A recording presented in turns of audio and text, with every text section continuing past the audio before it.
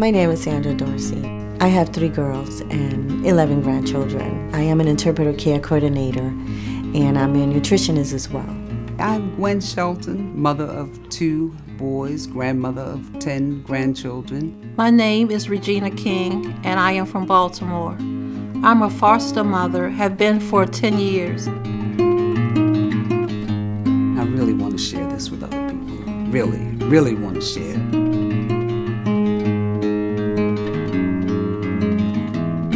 My 14-year-old grandson is now living with me after experiencing the tragedy of his 10-month-old sister dying. This baby to die in the bed with their siblings was very traumatic. It was traumatic to everyone. It was traumatic to the siblings who woke up and the baby was not responsive. Now I know that, you know what, that baby needs to have its own crib. And there are even resources that I've learned just very recently, whereas if you don't have a crib, that they can get you a crib if you cannot afford one. Safe Sleep has really changed since when I had my baby, because now the baby has to be on the back, where when I had my son, you could lie him on his stomach. When you sleep on your stomach, your windpipe is down, and that's where gravity flows. So if my baby were to spit up while they were sleeping on their stomach, it's a sure path down through the windpipe or the trachea into their lungs, and I knew I didn't want that to happen. We want to keep the baby safe, so the bumper pads are out, the stuffed toys are out. When the baby is sleeping, we do not put those in the crib. If we want the baby, when the baby's old enough to hold those things, we can play with the baby, later on the floor or where we have playtime for the baby. The baby's always in the crib. No babies in the bed.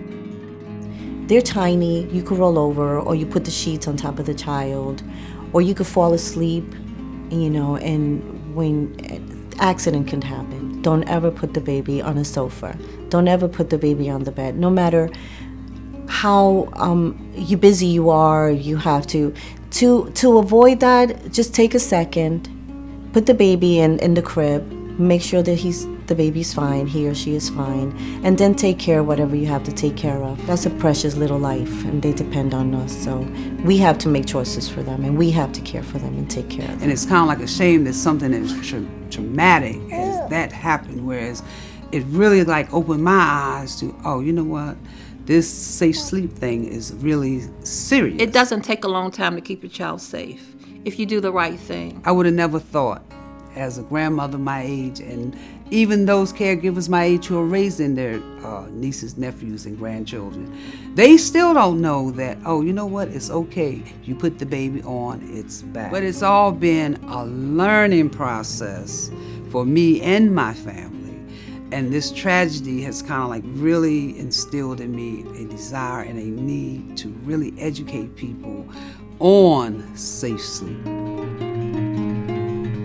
My message as a caregiver to other caregivers would be that the baby should sleep alone, back, crib, no exceptions.